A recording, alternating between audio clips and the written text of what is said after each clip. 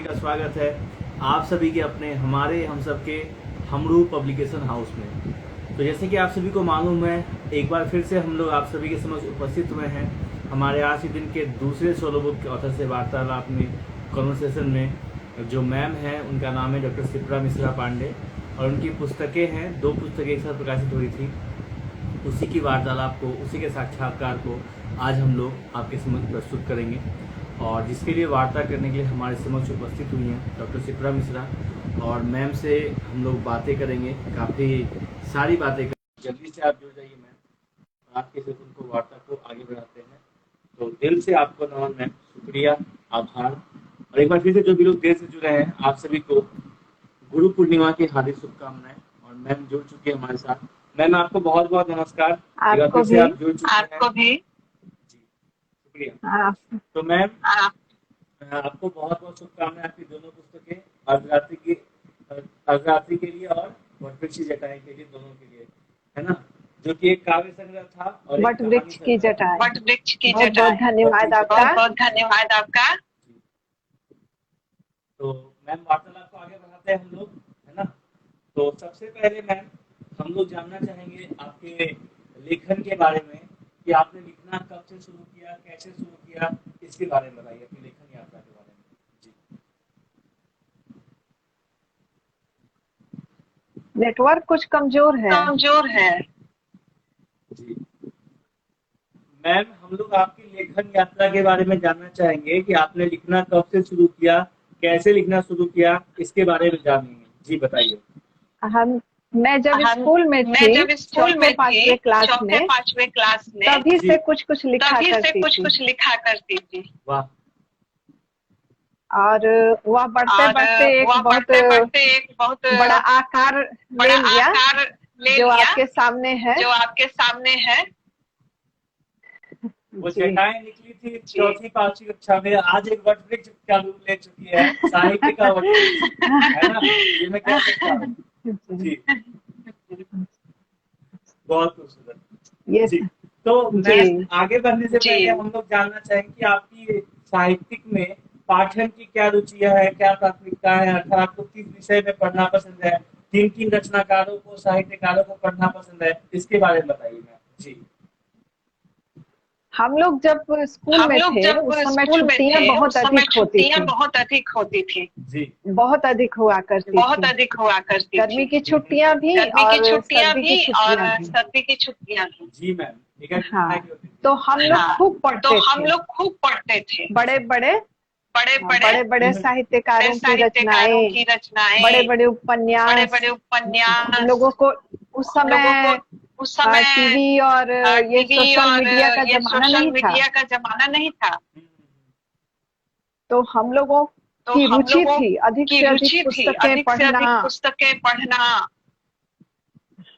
और ये मेरे लिए बहुत अच्छी बात थी कि मेरे पिताजी की पुस्तकालय बहुत समृद्ध थी। और बहुत सारी उसमें पुस्तकें थी, जैसे बांग्ला साहित्य की, उर्दू की, इंग्लिश की, संस्कृत की, मराठी और गुजराती की भी किताबें उसमें थी।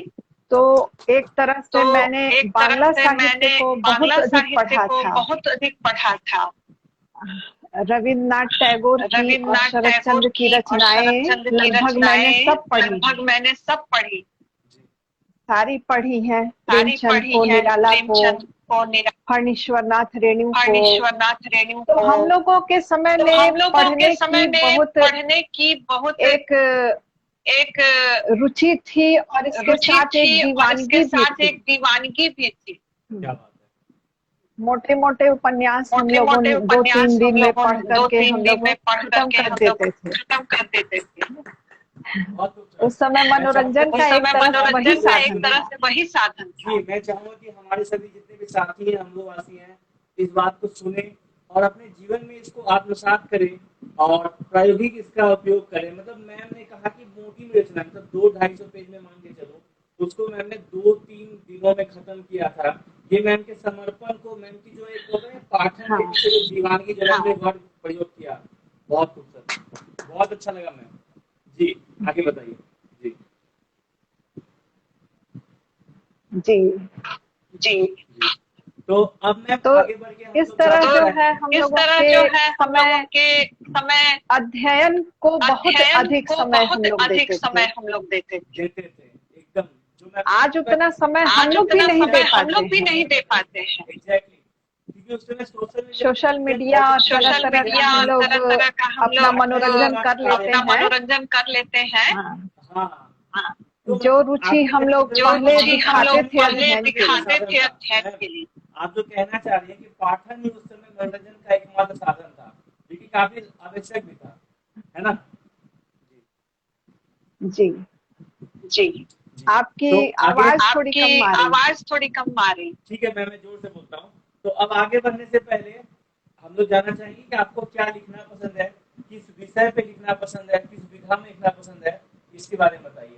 मुझे ऐसे विषय पर लिखना ज्यादा पसंद है जो कि लोगों के दिलों से जुड़ी हुई है, जो हमारे सामने जीते जागते लोग हैं। और एक उसमें मेरी कहानी में एक पंक्ति भी है कि हर लड़ाई युद्ध क्षेत्र में नहीं जीता जाता है। क्या बात है। बहुत सारी लड़ाइयाँ हम अपने घरों में जीतते हैं।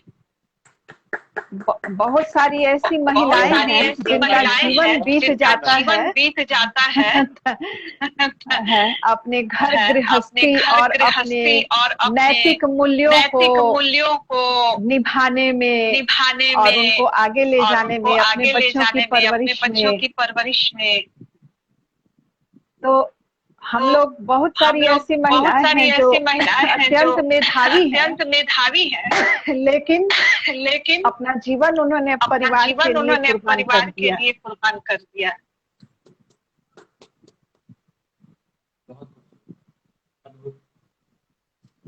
तो ये जो मैम की अभिव्यक्ति है, ये जो मैम की विचारधारा है, जो वाक्य है, जो कथन है, एक तरह से सभी भारतीय अपने परिवार के लिए समर्पित हैं और इस तरह की महिलाएं मेरी आदर्श हैं। जी, काफी उम्दा। जी, तो मैम आगे बढ़ने से पहले हम चाहेंगे कि आप अपनी कोई रचना हमें पढ़ के सुनाएं और हम सभी को अपनी साहित्य से, अपनी रुचि से, अपनी रचनाकारी से अवगत कराएं, अभिभूत कराएं, भाव विभोर कराएं। तो मैम कुछ सुनाइए आप। जी मैम, मैं चाहूंगा आप कोई रचना सुनाइए जो आपके दिल के बहुत करीब हो, आपकी बहुत प्रिय हो। जी मैम। मैम आवाज आ रही है मेरी आपको? मैम आवाज आ रही है? आपकी आवाज बहुत कम आ रही है। अभी आ रही है? अभी आ रही है आपको मेरी आवाज? मैम अभी आ रही है? कट कट के आ रही है, पूरी साफ नहीं आ रही। मैं ये चाह रहा हूँ, मैं ये कहना चाह रहा हूँ कि मैं चाहता हूँ कि आप कोई रचना हमें पढ़ के सुनाएं जो हमें बहुत अच्छा लगे। कोई रचना आप सुना सकती है मैम? अभी आ रही मेरी आवाज? हाँ, बिल्कुल। सुनाइए मैम। जी मैम, प्लीज कोई रचना सुनाइए। मेरी पहली रचना जो प्रकाशित हुई थी शायद 96-97 की बात है। क्या बात। हाँ, वो कादम्बिनी में मेरी रचना प्रकाशित हुई थी। सुनाइए मैम। उसी को मैं सुना रही हूँ। उस कविता का शीर्षक है परिधि। प्रेम एक आवेग है जो उमड़ता है, घुमड़ता है, बरसता है। हर तरफ शीतलता ही शीतलता, अद्वितीय सुख की चाह में, एक अनंत छांव की कल्पना में जिसमें मन उलझ जाता है। प्रेम की सीमाएं अनंत निर्बाध बढ़ती ही चली जाती हैं। फिर एक चरम स्थिति जहाँ सब कुछ उमड़ घुमड़ कर शांत स्तब्ध हो जाता है। जहाँ न कोई आवेग, न कोई जड़ता, बस एक स्थिर शून्य, जहाँ उछाला हुआ एक कंकड़ भी अंतःस्थल में लहर नहीं उठा पाता। प्रेम की परिभाषा नहीं, प्रेम की पहचान नहीं, सीमा नहीं, फिर भी इतना कुछ तो है जो प्रेम की परिधि में समा जाता है। धन्यवाद। मैं सुन के आश्चर्यचकित हूँ और विश्वसनीयता की पराकाष्ठा को पार कर चुका हूँ कि मतलब आपकी पहली रचना इस लेवल की थी, इस स्तर की थी। मतलब बहुत बड़ी बात है, बहुत ज्यादा बड़ी बात है। आज गुरु पूर्णिमा है। गुरु पूर्णिमा के मैं आपको नमन करना चाहता हूँ कि आप सभी जो है हमारे लिए गुरु समान है। जितने भी साहित्य, धन्यवाद सर। तो मुझे बहुत अच्छा लग रहा है, बहुत ज्यादा अच्छा लग रहा है। मैं जब भी आप लोगों से वार्ता करता हूँ तो कहीं न कहीं हर एक छोटा बच्चा, हर एक बड़ी महिला, आप जो भी अनुभवी लोग होते हैं, सभी से कुछ न कुछ सीखने को मिलता है। धन्यवाद सर। और बहुत अच्छा लगता है मैम। और सच में मैं फिर से दोहराना चाहूँगा कि आपकी पहली रचना इतनी अति उत्तम थी। मतलब ये एक पराकाष्ठा है, एक दर्शन है, दर्शाता है कि आपने इतनी खूबसूरत, आपका जो दर्जा है, आपका जो एक तबका है, बहुत उच्च कोटि की आप रचनाकारी है। आपकी कलमकारी को, आपकी लेखनी को, आपकी अभिव्यक्ति को मैं संपूर्ण हम की तरफ से आपको सतत नमन करता हूँ, आपको अभिवादन करता हूँ, आपका सत्कार करता हूँ। धन्यवाद सर। पर ऐसी कोई बात नहीं है। सीखना तो जीवन के अंतिम क्षण तक है। एकदम मैम, एकदम सीखना है एकदम। और जिससे भी सीख मिले वो गुरु ही होता है। चाहे छोटी सी सीख दे, बड़ी सी सीख दे, किसी तरह ज्ञान अर्जन हुआ, हर कोई गुरु है। एकदम सही, बहुत सही। तो आगे बढ़ने से साथ मैं आपसे जानना चाहूंगा कि जो भी नवयुवक, नवयुवतियां हैं, जो कि नवोदित रचनाकार हैं, आप अपने अनुभवों के अनुसार में उन सभी को क्या सलाह देना चाहेंगी कि वो रचनाकारी में कैसे आए? इसके बारे में क्या बोलना चाहेगी? एक बार बात करना है जी। मैं नए रचनाकारों से ये कहना चाहूंगी कि किसी भी पूर्वाग्रह में रहकर ये रचनाएं न करें। क्योंकि हम एक विशाल देश के छोटे से प्राणी हैं। अगर हम साहित्य का मतलब है सबके हित को साथ लेकर चलना। सिर्फ हम व्यक्तिगत हित की बात अपनी कविताओं में करते हैं तो यह इतिहास नहीं बना पाएगी। तो साहित्यकारों को सबको लेकर चलना है, सबके हितों की बात चलनी। ऐसी बात नहीं है कि हम महिला हैं तो केवल महिलाओं की ही बात करें, केवल महिला सशक्तिकरण की बात करें।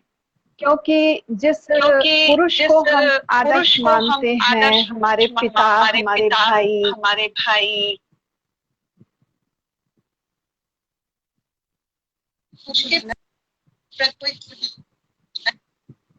लेकर चलना ही साहित्य है। केवल हम व्यक्तिगत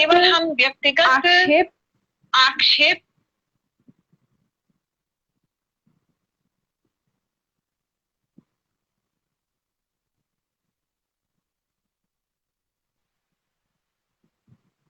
सबको साथ लेकर चलने का एक सशक्त माध्यम है। मैम, सबसे पहले तो आपने एकदम आज गुरु पूर्णिमा के दिन एक बहुत बड़ी गुरु रूपी उपहार दिया है, ज्ञान दिया है।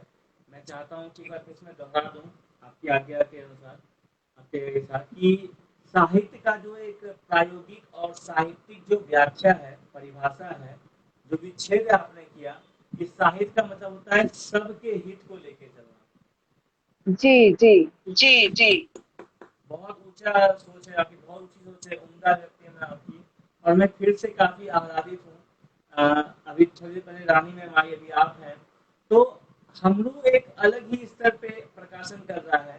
पुस्तक बहुत ज्यादा प्रकाशित हो रही है, अच्छी बात है, लेकिन जो गुणवत्ता है, गुणवत्ता की जो श्रेणी है वो आप सभी से ही प्रावर्तित होती है। आप सभी की जो अभिव्यक्ति को हम लोग प्रकाशित कर रहे हैं, हम लोग समझ पा रहे होंगे कि हमरू की जो गुणवत्ता है वो किस मुकाम को हासिल कर चुकी है, किस दर्जे पर पहुंच चुकी है। और मैं एक बार फिर से आपको नमन करता हूँ मैम कि आप जैसी अभिव्यक्ति हमारे साथ जुड़ी हुई है, हमारी संरक्षक है, हमारी साहित्यिक संचार की आप एक उच्चतम शिलाओं में से एक है।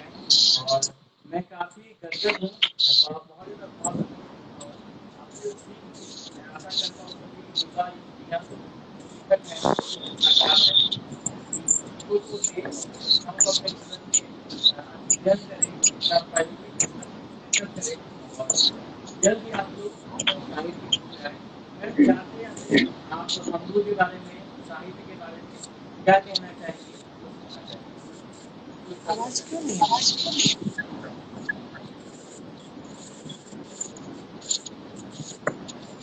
हेलो मैम, मैं कह रहा था कि जाने से पहले मैं चाहूंगा आप हमारे बारे में, हमरू के बारे में, साहित्य के बारे में दो शब्द कहते हुए जाए। जी, अपना आशीर्वाद देते हुए जाए।